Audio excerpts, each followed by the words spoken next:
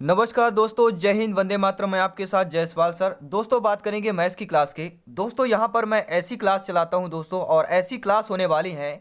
हम वो प्रश्न देखेंगे, वो कंसेप्ट देखेंगे जहाँ से एग्जाम में प्रश्न बनते हैं। जी हाँ दोस्तों, हम क्या करते हैं, डायरेक्टली क्वेश्चन देखते हैं। डायरेक्टली क्वेश्चन देखते हैं और दूसरे टाइप का आ जाता है, फिर हम क्वेश्चन हमसे बनता नहीं है। हम क्या करते हैं, वही चीज़ पढ़ेंगे, कंसेप्ट पढ़ेंगे जहाँ से प्रश्न आपके तैयार किए जाते हैं, क्रिएट किए जाते हैं। ठीक है, तो पहले कंसेप्ट पढ़ते हैं और इसके साथ ही साथ फिर आपके क्वेश्चन भी करेंगे। ठीक है दोस्तों, तो चलिए वीडियो को अंत तक बने रहें। आइए इस क्वेश्चन को देख लेते हैं। और पिछले हमने आपको कोण से संबंधित काफ़ी सारे नॉलेज दिए थे, कुछ क्वेश्चन भी किए थे। ठीक है, तो पिछला वीडियो जरूर देखेगा, आई होप अगर आप लोगों ने नहीं देखा होगा।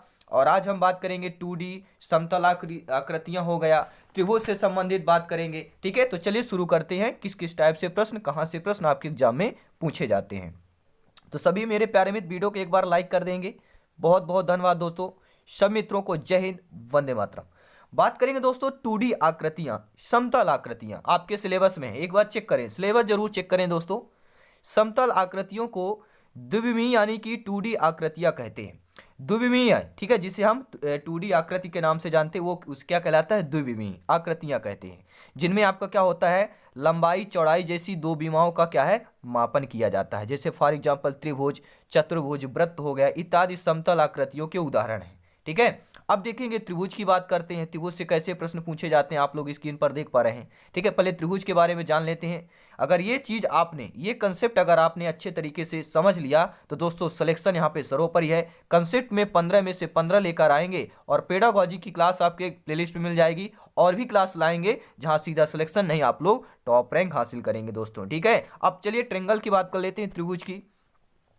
आपके तीन रेखाखंड से घिरी हुई समतल आकृति को त्रिभुज ट्रेंगल कहते हैं। सभी लोग जानते हैं, बचपन से पढ़ते आ रहे हैं। और 10th तक के लेवल का प्रश्न आएगा, मैं आपको बता देता हूं। ठीक है, एनसीईआरटी के 10th तक के लेवल आपके मैथ्स में पूछे जाएंगे। वो सारे क्वेश्चन, वो सारे कंसेप्ट हम करने वाले हैं इसी चैनल पे, इसी परिवार के माध्यम से। ठीक है, तो त्रिभुज को समानतः ट्रेंगल यानी कि आप लोग देख पा रहे हैं, जैसे ऐसे आपको निरूपित किया जाता है। और इसमें क्या दोस्तों, तीन भुजाएं और तीन कोण होते हैं। अब आप देखिएगा, यहाँ पे तीन भुजाएं हैं। ए बी एक भुजा हो गई, एक बी सी हो गई और एक आपका ए सी हो गई। ये हमारा ट्रेंगल बन गया। ठीक है, तीन कोण कौन है आपका, एक ए कोण हो गया, बी कोण हो गया, सी कोण हो गया। तीन कोण होते हैं। ठीक है, और इन तीनों कोणों को योग कितना अंश होता है, तो हमने कल ही बात किया था, 180 अंश होता है त्रिभुज के तीनों कोणों का योग। जैसे कोण ए, कोण बी, कोण सी, तीनों का योग कितना हो गया, 180 अंश हो गया। दूसरी बात जानना बहुत जरूरी है दोस्तों, त्रिभुज की किन्हीं दो भुजाओं का योग तीसरी भुजा से अधिक होता है। ये हमने कल ही बात किया था कि त्रिभुज में जैसे दो भुजाएं हैं, ठीक है, इन दो भुजाओं का योग जो आपकी तीसरी भुजा होती है, इन दोनों को क्या है, अधिक होता है तीसरी के अकॉर्डिंग। ठीक है, जैसे हम यहाँ पे एक बार देख लेते हैं।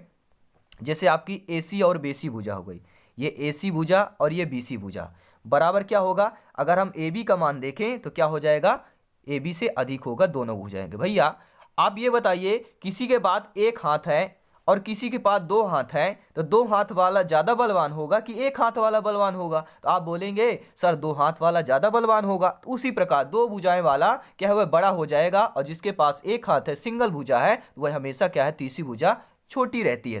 तीसरी भुजा से ये पहले वाले जिसके दो हाथ है, दो भुजाएं होती हैं, वो बड़ा होता है। ठीक है दोस्तों, बहुत बहुत धन्यवाद।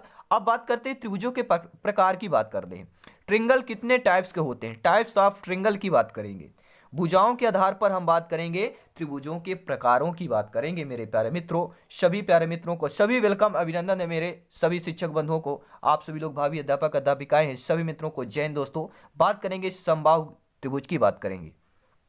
ठीक है, आपके समबाहु त्रिभुज में क्या होता है, वह त्रिभुज जिसकी सभी भुजाएं समान हो, समबाहु त्रिभुज कहलाता है। अब भैया ये कह रहा है सभी भुजाएं समान हो, कैसे होगा भैया, एक मान लीजिए 3 सेंटीमीटर की एक ये भुजा, 3 सेंटीमीटर की एक ये भुजा और 3 सेंटीमीटर की ये भुजा ले लें, यानी तीनों भुजाएं क्या हो, बराबर हो, तो हमारा क्या ट्रेंगल कहलाता है, समबाहु।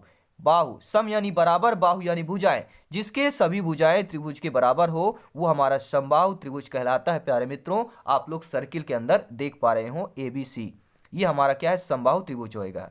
क्या है, जिसमें ए बी बराबर बी सी बराबर सी ए होता है। ठीक है, ये सारी जानकारी बहुत इंपॉर्टेंट है दोस्तों। ठीक है, यहीं से प्रश्न बनते हैं। अब देखते हैं अगला प्रश्न।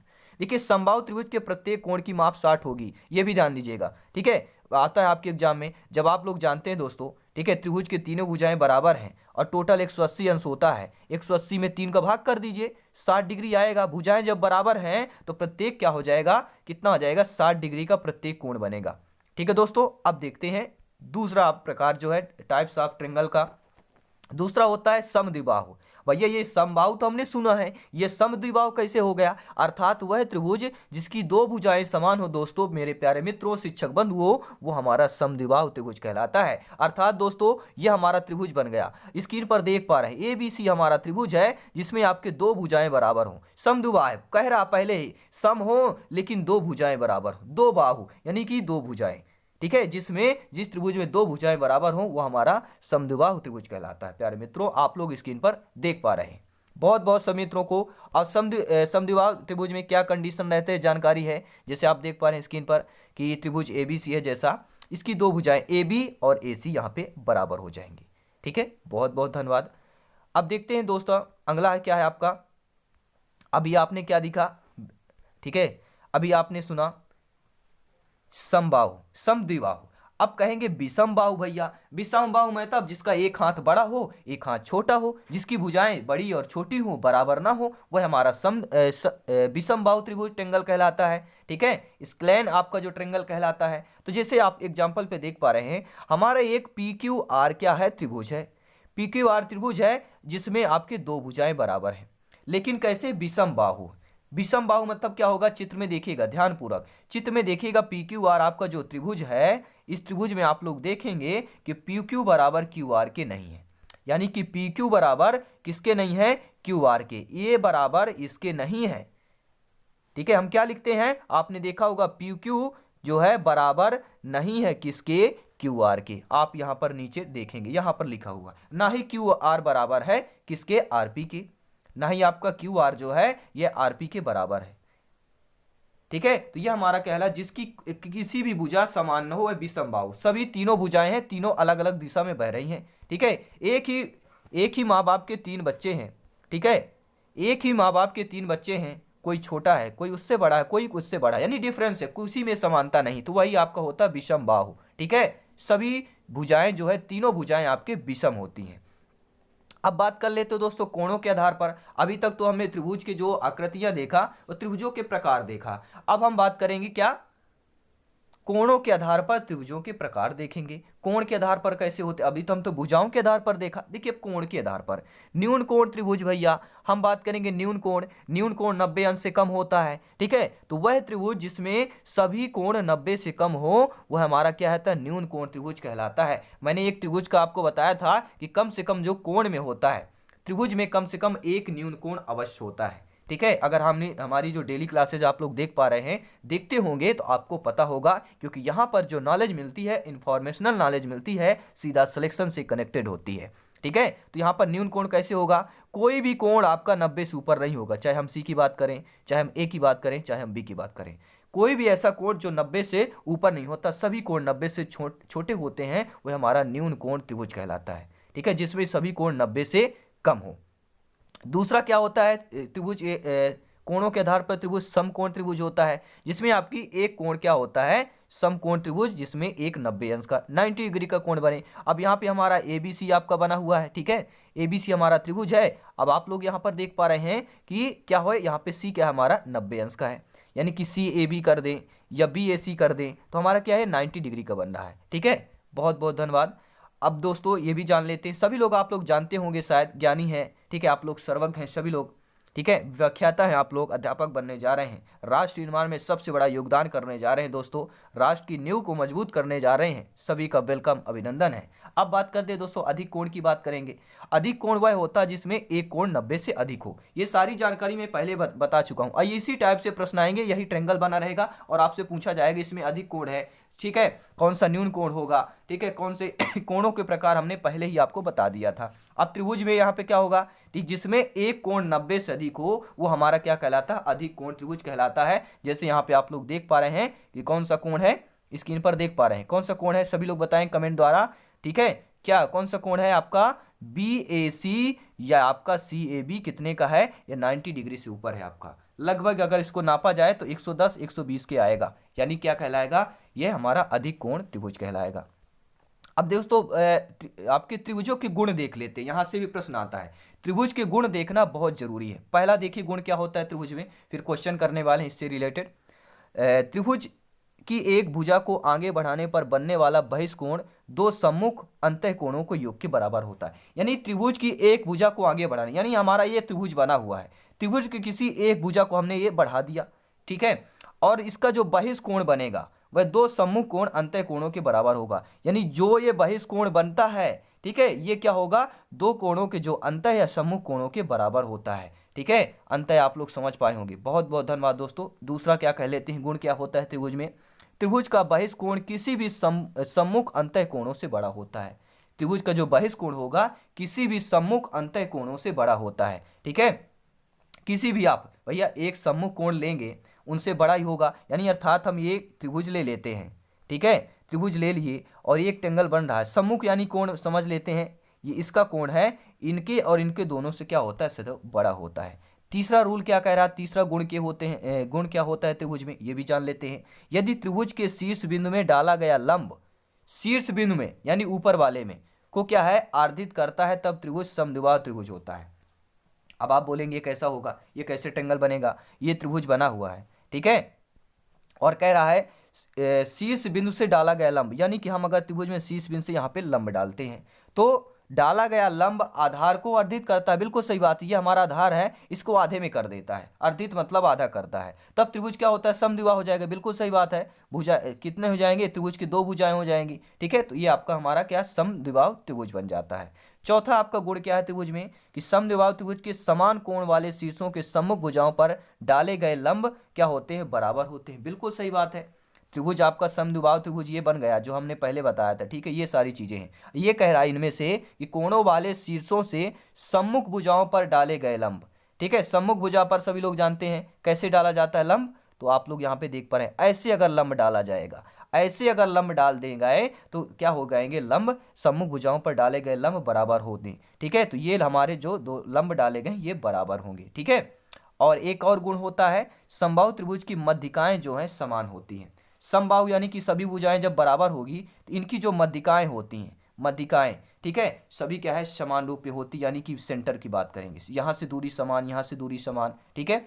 अब एक एग्जाम्पल ले रहे हैं, एग्जाम्पल देखिएगा, एक प्रश्न ले रहे हैं, ध्यानपूर्वक देखिएगा किस टाइप का प्रश्न है, कि एक त्रिभुज के दो कोण क्रमशः 70 और 45 है। कोई भी एक त्रिभुज है जिसके दो कोण 70 और 45 है, तो त्रिभुज के तीसरे कोण का मान क्या होगा। अब यहाँ पे आ गया, अब पेंच फंस रहा है, क्यों फंस रहा है भैया, अभी तो मैंने आपको बताया, क्या बताया, कि त्रिभुज के तीनों कोणों का योग कितना होता है भैया, 180 अंश होता है, और प्रश्न आपको कह रहा है कि दो कोण 70 और 45 है। फटाफट करिए, समय व्यर्थ नहीं करना है, 70 45 को प्लस कीजिए, कितना हो रहा है, 5, और आपका 7 4 11, 115 डिग्री हो रहा है। अब आप बोलेंगे 115 डिग्री हो रहा है, इसे सॉल्व कैसे करेंगे भैया, तीनों कोणों के 180 होता है और इसका मान 115 आ गया, फटाफट माइनस करिए। अरे भैया माइनस तो कर सकते हैं, आप लोग इतना तो जानते हैं, हर एक भाई बहन इतना कर सकते हैं, प्लस माइनस, ठीक है, 5 आ जाएगा, फिर आप बोलेंगे 7 में गया 6 आएगा, बोलेंगे 65 डिग्री, हमारा आंसर हो जाएगा। देखिए नो डाउट दोस्तों, आई थिंक ऑप्शन नंबर 4 सही होना चाहिए।